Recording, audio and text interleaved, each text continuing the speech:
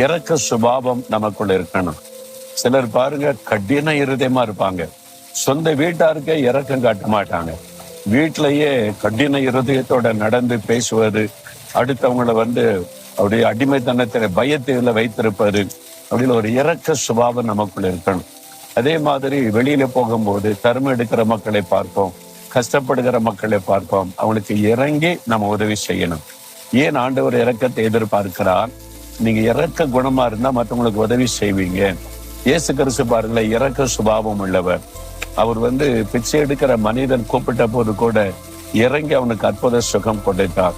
பாவத்திலே பாதிக்கப்பட்ட ஒரு மகளை எல்லாரும் குற்றப்படுத்தினாலும் மற்றவங்க பார்க்கிறபடி பார்க்காதபடி ஆண்டவர் இறங்கி அவருடைய பாவத்தை மன்னித்து ஒரு புதிய வாழ்க்கைக்குள்ளே நடத்தினார்.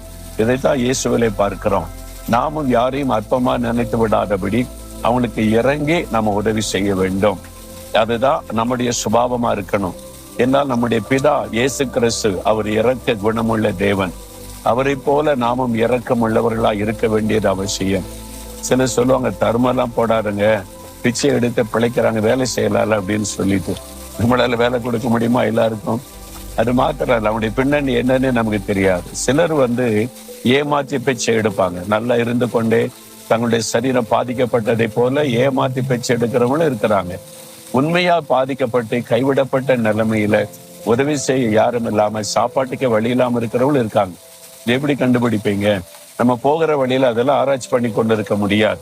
தர்மம் எடுக்கிற ஒருத்தரை பார்க்கும்போது தாராளமா நீங்க தர்மம் செய்யுங்க, தான தர்மம் செய்யுங்கன்னு ஆண்டவர் சொல்லி இருக்கிறார். மற்றவங்க மேல ஒரு இரக்க குணம் இருந்தாதான் தான தர்மம் செய்கிற சுபாவம் இருக்கும். அதனால இயேசுவை போல நமக்குள்ள அந்த இரக்க குணம் இருக்கிறதற்கு நம்ம ஜெபிக்கணும். நீங்க இந்த வருஷத்துல எத்தனை பேருக்கு தர்மம் செய்திருக்கிறீங்க? எத்தனை பேருக்கு உதவி செய்திருக்கீங்க? யோசித்து பாருங்க. எத்தனை பேர் ரோடுகள்ல தெருக்களில சாப்பிட கூட வழி இல்லாம உட்கார்ந்து இருக்கிறாங்க. ஆண்டவர் அந்த மக்கள் மேல கரிசனை உள்ளவர். ஒரு சில ஆண்டுகளுக்கு முன்னால் ஆண்டவர் சொன்னார், ரோட்டோரங்களில வீடு இல்லாம படுத்து கிடக்கிற மக்களை பார். அதுல வியாதிப்பட்டவங்க இருக்கிறாங்க, பலவீனப்பட்டவங்க இருக்கிறாங்க, அது மாதிரி சரீர உறுப்புகள் செயலற்றவங்க இருக்கிறாங்க. அவங்களால வேலை செய்ய முடியாது, குடும்பத்தால கைவிடப்பட்டுட்டாங்க. அவங்க எப்படி சாப்பிடுவாங்க? உணவில்லாம கஷ்டப்பட்டு வேதனையில் இருக்கிற மக்கள். ஒருவேளை உணவாவது அவங்களுக்கு கொடுக்கலாமேன்னு ஆண்டவர் பேசினார். அந்த இரக்க குணத்தை ஆண்டவர் உண்டாக்கினதுனால இப்ப மதுரை, சென்னை, திருச்சி இதுல தினமும் ஒரு நாளைக்கு 15,000 பேருக்கு இரவு உணவு வழங்குகிறோம். யாருக்கு தெரியுமா? தெருவோரத்தில் இருக்கிறவங்க, அங்கங்கே படுத்து கிடக்கிறவங்க, வீடு இல்லாதவங்களை தேடி கண்டுபிடிச்சு சூடா அவங்களுக்கு அருமையான உணவு கொடுக்கிறோம். எவ்வளவு சந்தோஷப்படுறாங்க தெரியுமா? இதான் இயேசு நம்மிடத்தில் எதிர்பார்க்கிற ஒரு காரியம்.